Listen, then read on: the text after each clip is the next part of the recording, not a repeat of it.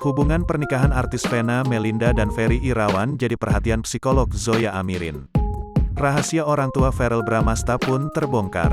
Bahkan, setelah beberapa bulan menikahi ibu Verrell Bramasta, Ferry Irawan akhirnya jujur soal dirinya.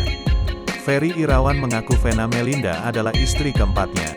Iya, terkuak juga rahasia Ferry Irawan, ternyata sudah nikah 3 kali sebelum dengan Vena Melinda.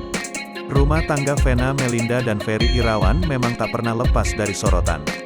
Diketahui, Vena Melinda dan Ferry Irawan sudah jalani biduk rumah tangga lebih dari 1 bulan. Potret manis antara Vena Melinda dan Ferry Irawan yang kini menjadi sepasang suami istri ini pun menuai banyak sorotan. Di Instagramnya, Vena Melinda dan Ferry Irawan kerap mengunggah momen kemesraan bersama. Banyak netizen yang ikut baper dengan keromantisan Ferry Irawan dan Vena Melinda. Bak perangko yang tak bisa dipisahkan, momen kebersamaan Vena Melinda dan Ferry Irawan kerap banjir pujian netizen. Tak hanya berdua, bersama Vania, Vena Melinda dan Ferry Irawan bak hidup bahagia dalam segala keadaan. Namun di balik keharmonisannya, ada rahasia Ferry Irawan yang baru diketahui publik.